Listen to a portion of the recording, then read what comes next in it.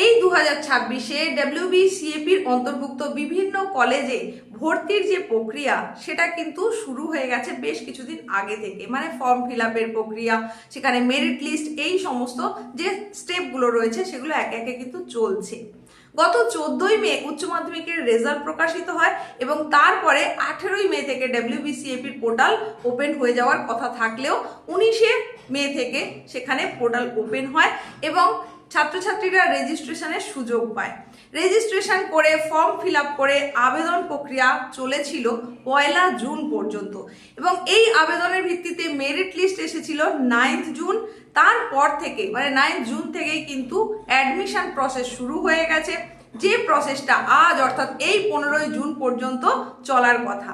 প্রথম দফা বা প্রথম ফেজের যে ভর্তি প্রক্রিয়া, অ্যাডমিশন প্রসেস, পেমেন্ট করে দিয়ে যে ভর্তি হতে হবে বা সিট বুক করতে হবে, সেই দিনটা ছিল 9 থেকে 15ই জুন পর্যন্ত। এই যে 15ই জুন পর্যন্ত ভর্তি, সেখানে কি চিত্র উঠে এলো, কোন কোর্সের জন্য বেশি করে অ্যাপ্লিকেশন জমা পড়েছে, মানে ফর্ম ফিল আপের সময় কোন কোর্সের অ্যাপ্লিকেশন বেশি হয়েছে, পাস কোর্সের নাকি অনার্স কোর্সের, সেটারই কিন্তু চিত্র এখন তোমাদের সামনে তুলে ধরবো।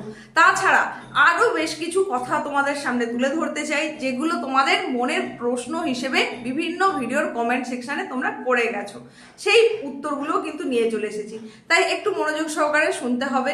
ওয়েস্ট বেঙ্গল সেন্ট্রালাইজড অ্যাডমিশন পোর্টালের আওতায় 459টা যে কলেজ, সেখানে বিভিন্ন কোর্সের অ্যাপ্লিকেশনের সুযোগ ছিল। ফর্ম ফিল আপের সময় 25টা পর্যন্ত প্রেফারেন্স লিস্ট সেটা কিন্তু রেডি করার জন্য তোমাদের কাছে সুযোগ ছিল।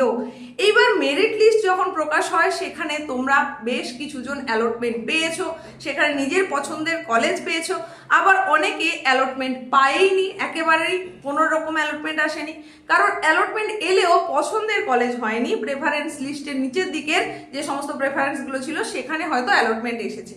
এই যে ঘটনাগুলো ঘটেছে, এরপরে তোমরা কি করতে পারো সেটা সম্পর্কে অনেকে জানতে চেয়েছো, যে এর পরেও সেকেন্ড মেরিট লিস্ট বেরোবে কিনা, মানে প্রথম মেরিট লিস্ট সেটা তো বেরিয়েছে, সেকেন্ড মেরিট লিস্ট বেরোবে কিনা এই প্রশ্ন অনেকের। সে সম্পর্কে যদিও এর আগে একটা উপস্থাপনা আমি জানিয়ে দিয়েছি যে সেকেন্ড মেরিট লিস্ট বলে কিন্তু কিচ্ছু হয় না, যেটা আসবে এরপরে সেটা হচ্ছে আপগ্রেডেশন লিস্ট। মানে ফার্স্ট মেরিট লিস্টের নিরিখে যে অ্যাডমিশন, সেই অ্যাডমিশনের সময় তোমাদের কাছে একটা আপগ্রেডেশন ইয়েস অর নো, সেই জায়গায় একটা অন করে দেওয়ার ব্যাপার ছিল। মানে যদি তুমি ইয়েস করতে চাও অন করবে, যদি নো করতে চাও কিছুই করার দরকার নেই। তো এই আপগ্রেডেশন যারা ইয়েস করেছে তাদের আবার একটা নতুন করে লিস্ট আসবে, সেই লিস্টটাকেই বলা হচ্ছে কি আপগ্রেডেশন লিস্ট। এটা কিন্তু সেকেন্ড লিস্ট নয়। তাহলে ফার্স্ট মেরিট লিস্টে যারা অ্যালটমেন্ট পেয়েছে তাদের নিরিখেই কিন্তু, তাদের উপরেই আপগ্রেডেশন লিস্ট, মানে যারা অ্যালটমেন্ট পায়নি তাদের জন্য কিন্তু এটা নয়। তাদের জন্য এর পরে একটা ফেজ থাকবে বা ধাপ থাকবে, যেটা হচ্ছে দ্বিতীয় ধাপ বা সেকেন্ড ফেজ, যেটাকেই বলা হচ্ছে মপ আপ রাউন্ড। সেটা কিন্তু শুরু হবে 7 জুলাই থেকে। তার সমস্ত প্রসেস এর আগে বহুবার আলোচনা করে দিয়েছি, তারপরেও যদি তোমার জানার আগ্রহ থেকে থাকে কমেন্টে জানাও, তাহলে আবারও নতুন করে পরবর্তী একটা উপস্থাপনার মধ্যে দিয়ে তোমাদেরকে জানিয়ে দেব। এখন তোমাদেরকে কি জানাবো, এই যে অ্যাডমিশন প্রসেসটার মধ্যে দিয়ে তোমরা গেলে 15 জুন পর্যন্ত যেটার সময়সীমা বাধা ছিল, সেখানে কি তথ্য উঠে আসছে। একটা আর্টিকেল তোমাদের সামনে তুলে ধরছি, তাহলে এই বিষয়টা তোমাদের কাছে ভীষণভাবে পরিষ্কার হয়ে যাবে। দেখো কি বলা হচ্ছে, 3 বছরের পাস কোর্সে ঢল আবেদনে, অনার্সে ভাটার টান। তাহলে কি বোঝা গেল, তোমাদের কাছে দুটো অপশান ছিল, 3 বছরের কোর্স আর 4 বছরের কোর্স। এখানে আবেদনের নিরিখে যেটা দেখা যাচ্ছে যে সেই আবেদনের ঢল সেটা কোন দিকে, সেটা হচ্ছে 3 বছরের কোর্সের জন্য। 4 বছরের যে অনার্স কোর্স সেখানে কিন্তু ভাটার টান, মানে সেখানে খুব একটা কিন্তু আবেদন জমা পড়েনি। এইবার সেখানে আর কি বলা হচ্ছে একটু বুঝে নাও। চাকরির বাজারে চরম অনিশ্চয়তা, তাই প্রথাগত উচ্চশিক্ষায় আগ্রহ হারাচ্ছে উচ্চ মাধ্যমিক উত্তীর্ণদের একটা বড় অংশ। কমন অ্যাডমিশন পোর্টাল বা ক্যাপের মাধ্যমে রাজ্যের 459টি শিক্ষা প্রতিষ্ঠানে ভর্তির যে মেধা তালিকা প্রকাশিত হয়েছে তাতে ধরা পড়েছে এই প্রবণতাই।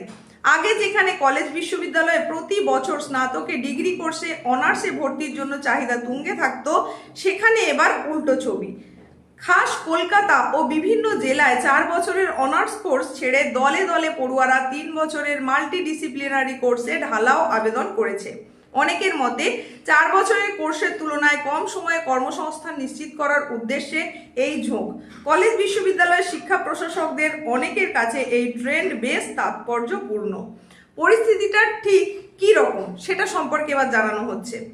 ক্যাপে দেখা যাচ্ছে রাজ্যের আর্টস, কমার্স এবং সায়েন্সে 3 বছরের সাবেক পাস কোর্স অর্থাৎ এখনকার মাল্টিডিসিপ্লিনারি কোর্সে 2,11,308টি সিটে ভর্তি হতে চেয়ে আবেদনে যেটা জমা পড়েছে সেটা হচ্ছে 3,50,565টি। তাহলে আসন সংখ্যা রয়েছে 2,11,308টি, সেখানে আবেদন জমা পড়েছে 3,50,565টি, যা এবছরের যে কোনো অনার্স কোর্সের সিটের নিরিখে আবেদনের তুলনায় বেশি। শুধু ফিজিক্স, কেমিস্ট্রি, ম্যাথমেটিক্স অনার্স নয়, বাংলা, ইংরেজি, রাষ্ট্রবিজ্ঞান, ইতিহাস এবং এডুকেশন অনার্সের চেয়েও বেশি।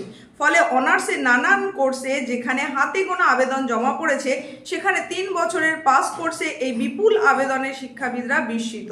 তাদের বক্তব্য, পাস কোর্সে এতদিন নানা কারণে তুলনায় কম মেধার বা দ্বাদশে ভালো রেজাল্ট না করা পড়ুয়ারাই সাধারণত ভিড় করত। এটা খুব তাৎপর্যপূর্ণ লাইন।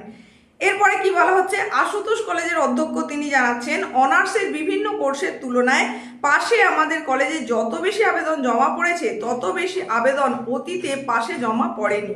সিটি কলেজের অধ্যক্ষ তিনি জানাচ্ছেন, সায়েন্স, আর্টস, কমার্স 3টি শাখার মাল্টিডিসিপ্লিনারি কোর্সে বিভিন্ন বিষয়ের অনার্সের তুলনায় অনেক বেশি সংখ্যায় আবেদন জমা পড়েছে। তাহলে ছাত্রছাত্রীদের মধ্যে কি 4 বছরের ডিগ্রি কোর্স পড়ার ধৈর্য বা আগ্রহ আর থাকছে না? সেটাই এখন প্রশ্ন। তবে যোগেশচন্দ্র কলেজের অধ্যক্ষ জানাচ্ছেন, পড়ুয়াদের মধ্যে যদি বেসিক সায়েন্স বা আর্টস পড়ার আগ্রহ না থাকে তাহলে সেটা উচ্চশিক্ষার ক্ষেত্রে বেশ চিন্তার এবং উদ্বেগের হবে। তো 3 বছরের পাস কোর্সে বিভিন্ন কলেজের যা আসন ছিল এবং সেই অনুযায়ী কত আবেদন হয়েছে তার একটা লিস্ট তোমাদের সামনে তুলে ধরছি। যেখানে কলেজ কোনটা না, আশুতোষ কলেজ বিএ, তার আসন সংখ্যা 367, আবেদনের সংখ্যা হচ্ছে 5,165। সিটি বিএ, তার আসন সংখ্যা 134, সেখানে আবেদন হচ্ছে 4,503। সিটি বি কম 202টা আসনের জন্য আবেদন হয়েছে 4,140। বঙ্গবাসী বিএসসি 402 আসনের জন্য আবেদন হয়েছে 1,082। বঙ্গবাসী বিকম 560টা আসনের জন্য আবেদন হয়েছে 3,201। তাহলে তোমাদেরকে আসন সংখ্যার নিরিখে আবেদনটা কিরকম হচ্ছে সেটা জানিয়ে দিলাম। এরপরে কি বলা হচ্ছে, কলকাতা বিশ্ববিদ্যালয়ের উপাচার্য তিনি জানাচ্ছেন, 3 বছরের পাস কোর্স করে বহু ছাত্রছাত্রী bank, rail, staff selection commission এবং পাবলিক সার্ভিস কমিশনের প্রতিযোগিতামূলক পরীক্ষায় বসার সুযোগ পাচ্ছে। তার জন্যই এই প্রবণতা। প্রবীণ শিক্ষাবিদ তিনি জানাচ্ছেন, সাধারণভাবে 4 বছরের অনার্স কোর্সের তুলনায় 3 বছরের পাস কোর্সে আবেদনের সংখ্যা বেশি হওয়ায় বোঝা যাচ্ছে চাকরির পাশাপাশি অন্য পেশাগত কোর্সে যাওয়ার সুযোগ বেড়েছে। স্কুল সার্ভিস কমিশনের মাধ্যমে নিয়োগ অনিয়মিত হওয়ায় পড়ুয়ারা অন্য চাকরির খোঁজে আরও বেশি মনোনিবেশ করছে।